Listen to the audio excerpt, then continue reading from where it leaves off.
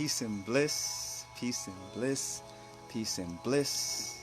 I have to tell you this.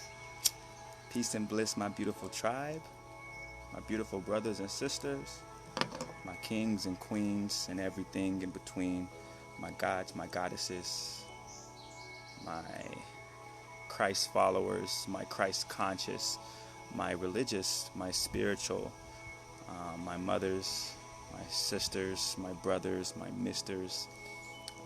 Peace and bliss to all of you guys as you guys are entering in. Please say hello so that I can wish you peace and bliss. I am extremely excited to dive into this live.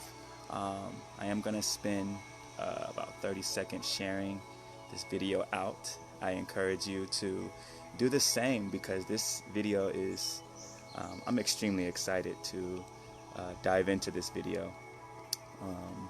I think this is a beautiful time to discuss these two archetypes, these two very beautiful archetypes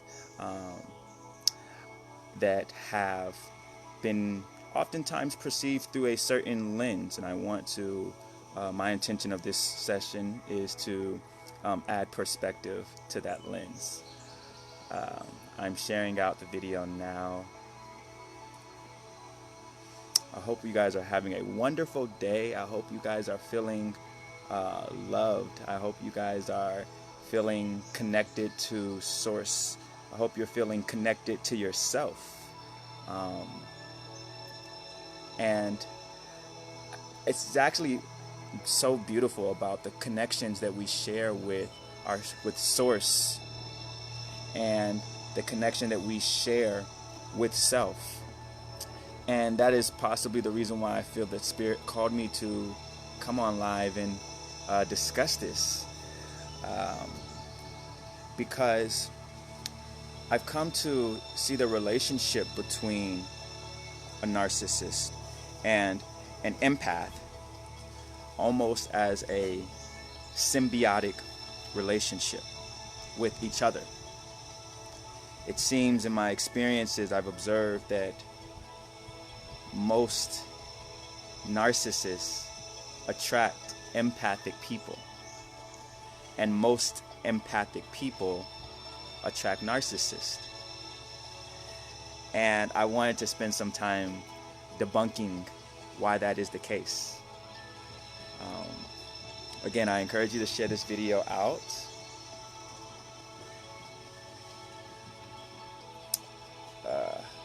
As I am doing the same. My computer's glitching a bit. Please bear with me on that. So let's dive straight into it, guys. So I want to dive into narcissism first, because narcissism is what people tend to have the most harsh judgment about. And not only do I want to tap into narcissism, I want to tap into spiritual narcissism, because apparently that's a thing.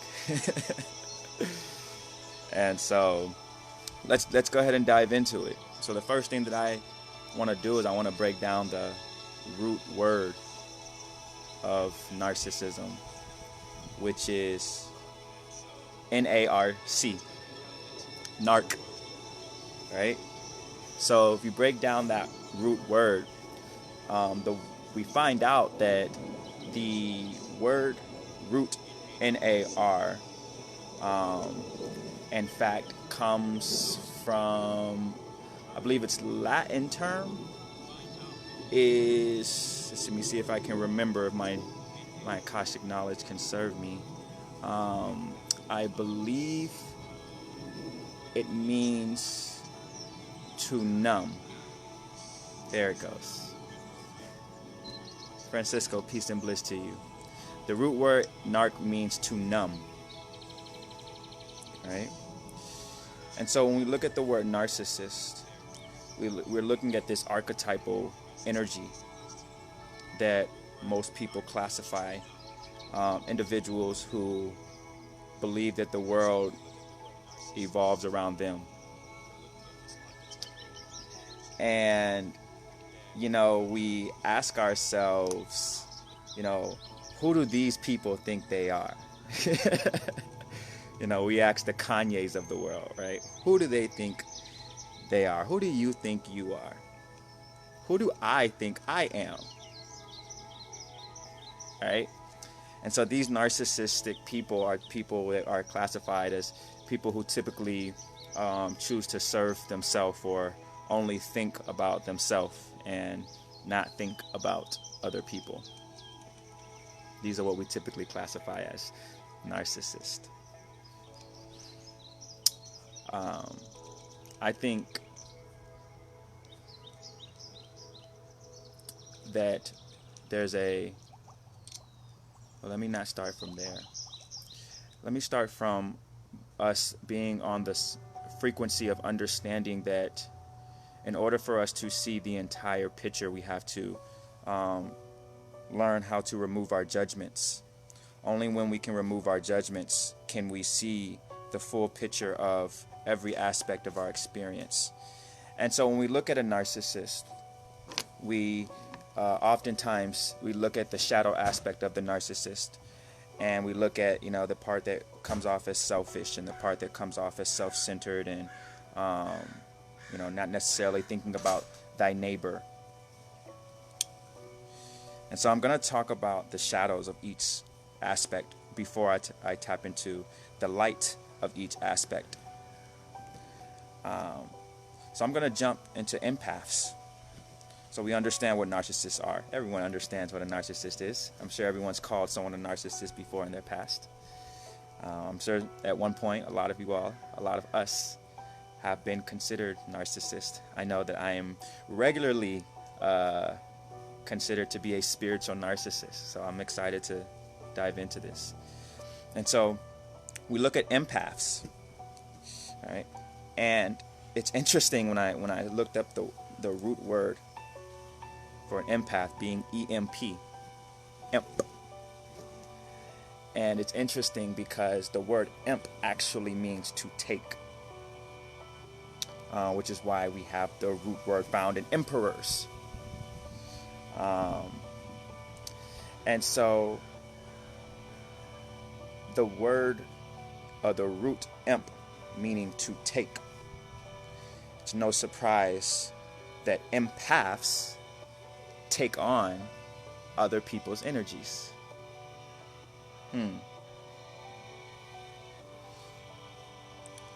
So we've got these individuals that are taking. I think it's very interesting because we oftentimes see you know, an empath in a passive lens, you know, being connected to people. So I really enjoy this new dichotomy of a perspective towards empaths as in the form of taking. And so you know, by taking on other people's energies, it enables them to create connection for an empath. For a narcissist, they numb themselves to other people's energies, which enables them to love themselves. And so I hope by now we can see why I wanted to talk about narcissists and empaths, because in my opinion they are contrasting ends of the same spectrum, which that spectrum is love. So, you know, we have to look at the narcissist as being a lover, because the narcissist is a lover. And we have to look at the empath as a lover. And only in these spaces can we see why most people who call people narcissists are oftentimes empaths. And I think this is such a beautiful romance between these two archetypes, because when they can stop judging each other, they can start teaching each other. I know you're probably asking, Darryl, as an empath, what the fuck can a narcissist teach me? How can a narcissist teach me anything? Well, I oftentimes coach empaths. And the number one question that empaths ask me is, how can I learn how to stop taking on other people's energies?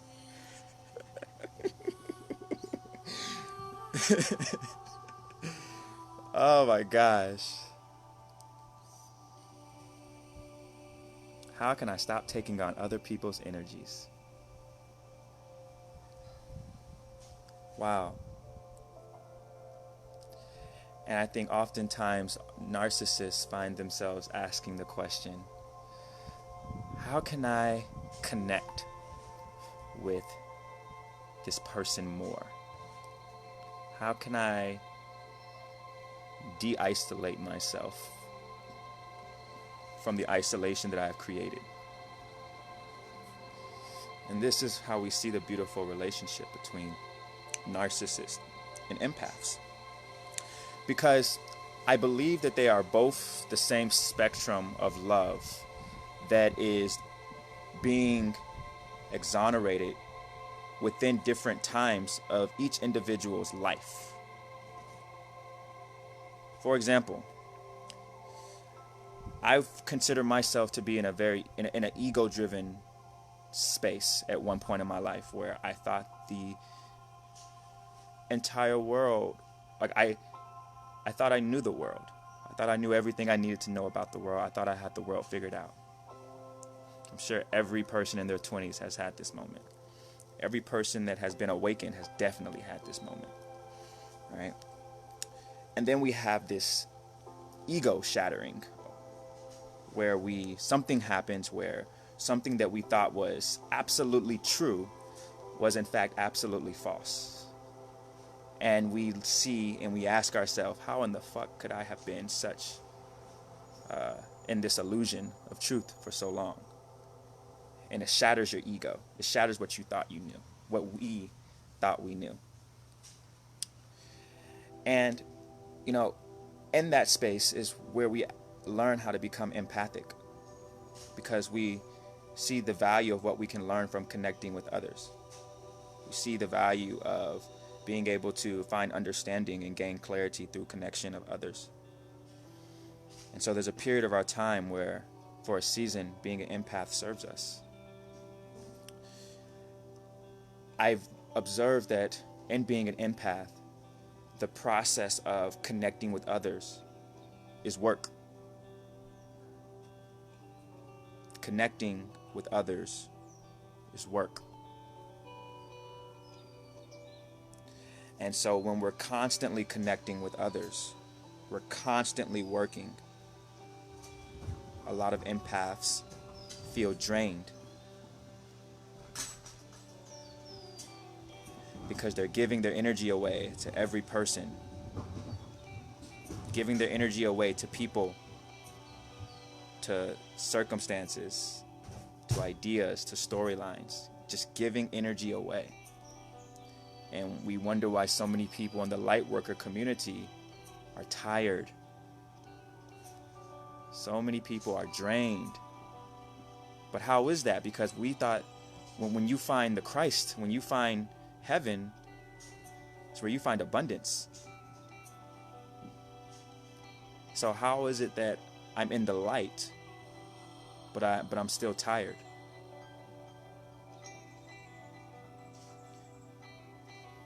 And so what we see is that being in the light must not be the destination. We see that giving energy away must not be what life is all about. Hence, we meet the narcissist. The narcissist is the season, the archetypal season, where self-love is shown and exonerated over love for others. Again, this is a season. Just like we have seasons where heat and warmth is exonerated over cold and frost. And so the cold never judges the heat. They respect their seasons because through those seasons, there can be balance. Most empaths and narcissists have not learned balance. They've only learned one half of the spectrum. Now, in this same dimension, most empaths judge narcissists for not knowing what season that they are in. For example, you may look at someone and judge them as a narcissist because of what they're reflecting to you in your present moment, when you may not know that that person just came out of an empathic season where all they did was serve other people. And now they decided to have boundaries, and their boundaries are triggering you. And so when boundaries trigger us, we typically call the thing that triggered us a narcissist. But remember, an empath is someone who takes. Look it up. Look up the root word of EMP. It means to take. So when you are looking to take on someone's energy and they don't need your love because they're choosing to love themselves in that season, you call them a narcissist. Because they don't need your love. And that upsets you that someone else doesn't need your love.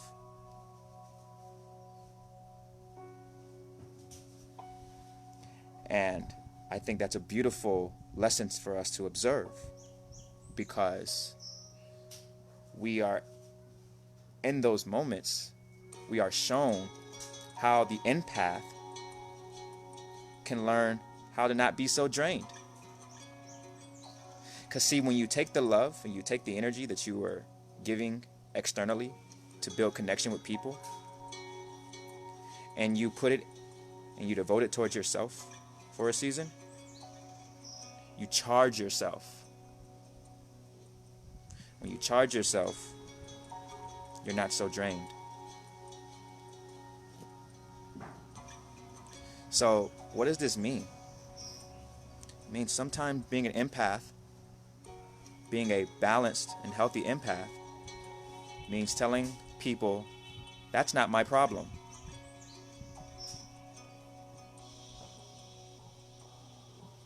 Sometimes being a healthy empath is saying, I don't have time for your issues.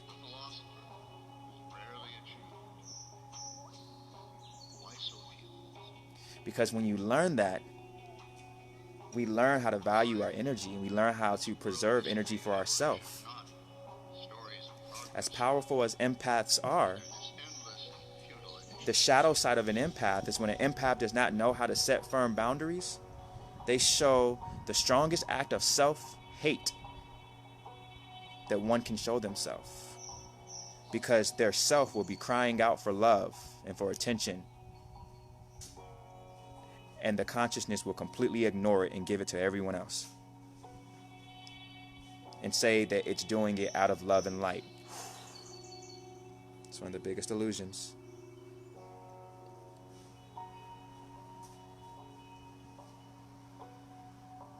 So we're shattering that illusion. We've shattered that illusion. I'm grateful that that illusion has been shattered.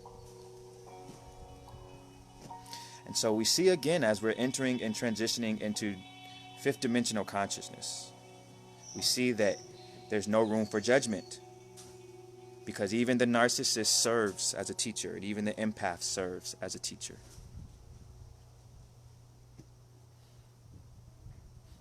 You know, myself, on a personal level, I have seasons where I go on live periodically, weekly, and I give energy out freely to people. I have seasons where I am doing coaching sessions with people and sitting down with people. But that's work for me, because I'm having to have patience. I'm having to have patience in communication. I'm having to have patience with understanding my audience. That's work for me. If I did that all the time, I'd be drained. So I have seasons where I focus on building businesses. I have seasons where I focused on financial growth, real estate, stocks, educating myself on how the matrix works, because that allows me to sustain myself. It allows me to actually enjoy the abundance that my light is embodying. And that's how my outside is able to reflect my inside, and my inside is able to reflect my outside. Balance. So if you're an empath out there, I'm going to ask you, when was the last time you've been called a narcissist? Are you taking care of yourself? Most of the time, people are going to get upset when you set boundaries. So you might as well get used to it. Imagine you as an empath. It's like being an ATM. And because you're an empath, you want to connect with everyone, so you just constantly spit out money all day long. And that's why you feel drained, right? But imagine if you fixed that feature of the ATM that was printing out, money all day long, and it stopped printing money out all day long, required people to put a pin in. The people who were so happy getting that money all day long, getting that energy all day long, they are now upset that they're not getting that energy all day long anymore. Every person would be that way. It's human nature in a sense. Unless you have your own energy to fall back on when someone else sets a boundary. So as long as you, as an individual, is not relying on someone else's energy, then when someone sets a boundary, you respect that person's boundary, and you're not having to be triggered by that person's boundary, because you're still self-sustained and charged within your own energy.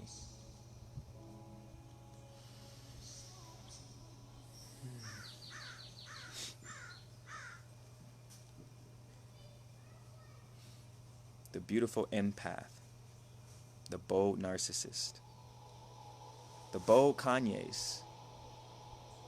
What's interesting is that I wonder oftentimes how many people probably thought that Jesus was a narcissist. I mean, how much do you have to be sure of yourself and full of yourself to be able to speak boldly that you are the great I am? To be able to speak boldly that you are a child of God, which makes you a God. Wonder how much of a narcissist he had to be to believe that. You know how many people had to look at Jesus in his face and say, "You actually believe that? You actually believe that that's who you think you are? Wow. Wow, never have I never seen someone so much in their ego before think that they are actually related to God. You know what? Let's crucify him." Which is, I guess a lot of empaths were Jews at that time. A lot of empaths didn't like that they didn't have anything that Jesus wanted. That Jesus knew that he was there to serve as a template for all mankind and all future mankind. And in order to enable that template to actually solidify itself into this space, he had to step into a narcissistic I am. Regardless of what you say, I am. Regardless of what you may think, regardless of what you may do to me, I am.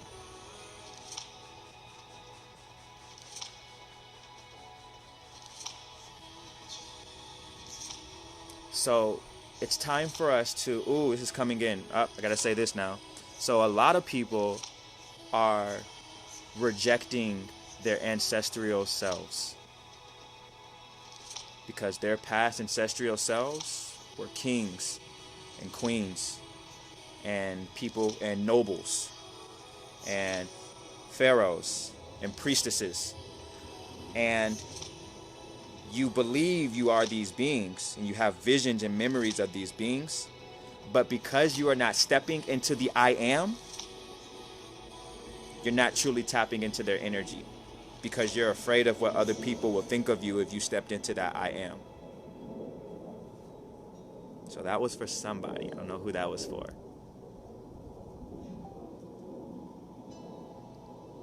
And so we must learn how to step into the I am boldly. And if we need help learning how to step into the I am boldly, maybe it's time for us to look at people that we consider to be narcissists. Maybe it's time to start looking at them as teachers. Maybe it's time to look at how Kanye West is able to be judged so much and still be able to maintain who he is in spite of everyone who's judging him. Maybe you should look at someone like Trump. The amount of ego that it takes to be able to hold that much light in a container. To be able to hold that much judgment at one time without imploding. That is a skill. Just to be able to hold that container. Just to be able to hold that podium space. It takes lifetimes of soul energy to accumulate to be able to hold that container. That is the container of a king. Whether a good king or bad king, still a king.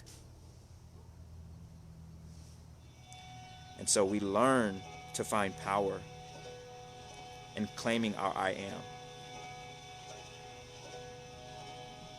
Now, obviously there's balance.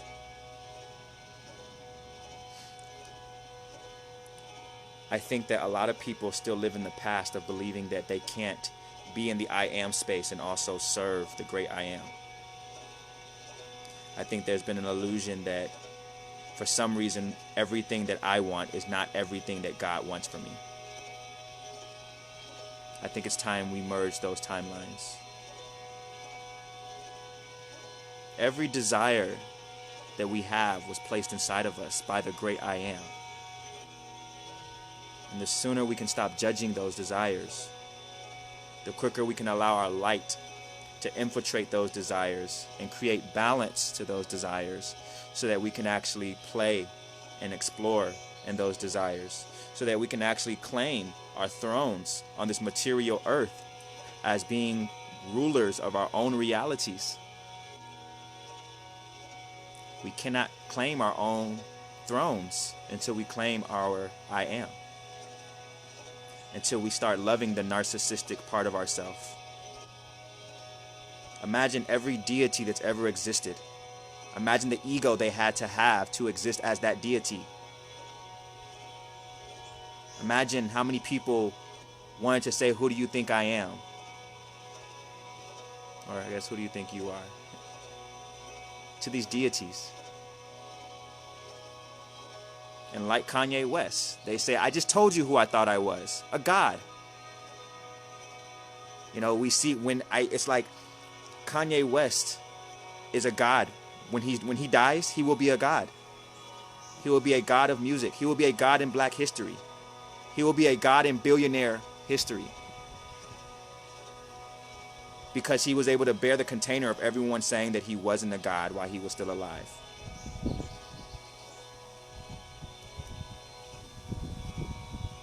And so it's so interesting how we want to say that God is inside of us, but we won't want to say that I am God.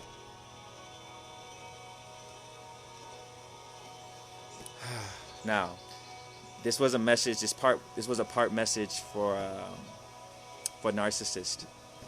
For empaths, because I believe the empaths are the ones who needed to hear this message most. Now I'm going to dive into narcissist, because we need to be able to identify what a true narcissist is. And in order to identify what a narcissist is, you have to yourself have a balanced ego. Because if you don't have a balanced ego, then you won't actually know what it is that you want when you're entering into a relationship with people. You'll only want to connect with them. And so because you're only seeking connection, you're not actually seeking an intention that you're looking to get out of that relationship, everyone will pretty much take advantage of you. And you will call almost everyone that you're in a relationship a narcissist. So in order for you to actually clearly identify a narcissist, you yourself has to have your ego actually balanced and integrated. Once you can do that, and you balance your ego by being able to say, when I connect with someone, there is something that person is providing for me. And you have to be able to say that. I don't enter into a relationship with anyone if they can't serve me in some way, shape, or form. Because I'm not entering into any equivalent energy exchanges with people. If you're not providing me money or valuable information or pleasure, I'm not entering into a relationship with you, period. I'm not entering into an energy exchange with you, period. Those are my boundaries. That's what keeps me from being drained. So we have to make sure, if we're trying to maintain our containers here and actually be healthy souls and actually allow our light to be sustained and can shine forever, then we have to be able to look at people and say, what am I getting out of you? What is making this experience worth it? I'm all about serving. I'm all about love and light, but I'm also about fulfillment, satisfaction, reciprocation. And so for a lot of empaths, there's a lot of shadow work that has been bypassed because they've wanted to stay in the love and light space and just be a service to everyone. So much that they've rejected their own ego, their own physical containers, so they're drained. They're drained financially, still living paycheck to paycheck. They're drained with people in their life. They feel like they're constantly energetically having to hold space for other people. I know, because I used to be that. And it passes, but it only passes once we transcend it and we grow through it.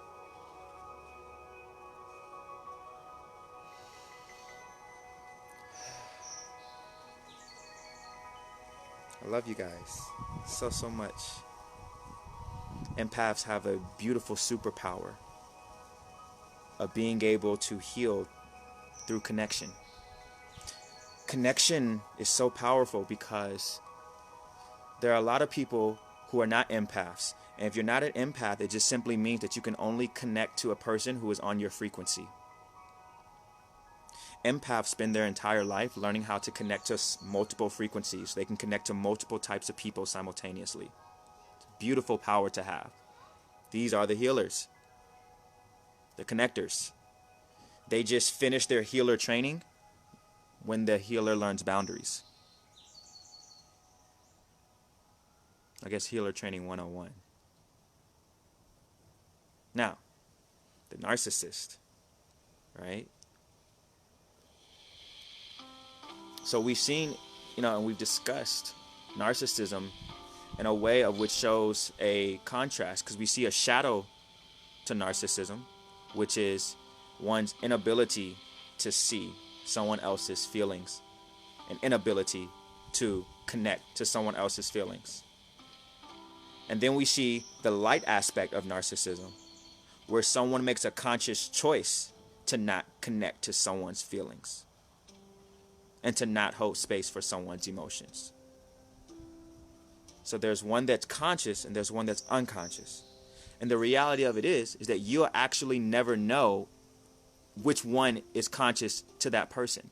If I say, hey, this is not my problem right now, you'll never know if I'm actually saying it consciously or unconsciously, which is why judgment cannot exist in New Age consciousness.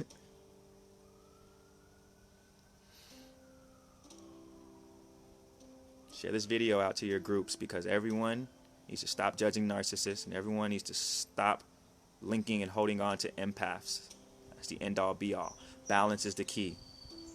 Narcissists teach empaths, empaths teach narcissists. Learn from each other so that you guys can come to harmony, harmonic balance. This is the thing. This is the reason why it has to be a balance.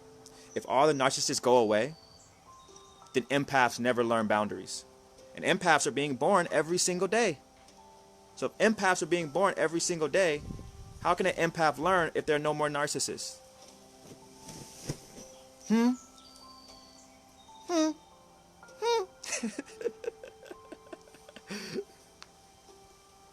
So we'll constantly need people who are going through seasons of the great I am. Going through seasons of not my problem. Going through seasons of it's all about me right now. It's okay to say it's all about me right now. It's okay to have a whole year where it's all about you. You spent your entire life making it about other people. You spent your entire life. Make the next half of your life be about satisfying yourself. And this is the beautiful part that we unravel in doing this. In satisfying ourselves. When we satisfy ourselves, we're satisfying God. When we satisfy ourselves, we're satisfying Christ. Christ is living inside of us. So if we're not being satisfied, then Christ is not being satisfied either. Source energy is not being satisfied if we're not being satisfied. Because the only way that stuff can be satisfied is if we actually consume that stuff. So unless we're consuming things that pleasure us, nothing inside of us actually gets pleasured as well. And not only that, but you'll often see that your pleasure, when it's in proper alignment, creates healing for everyone. Stop and think about that for a second. That your pleasure actually creates healing. That the world actually needs more pleasure to heal.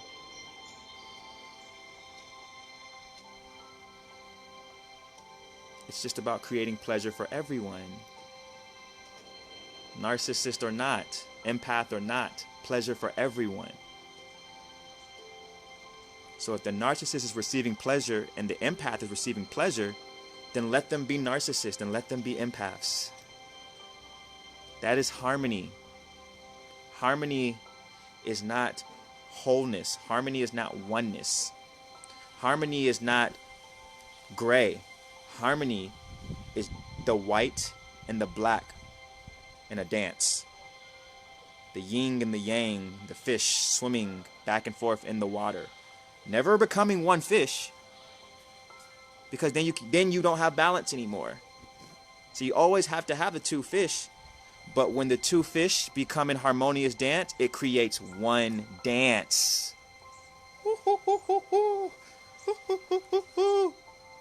That's the oneness. It's the one experience that the two fish are individually experiencing.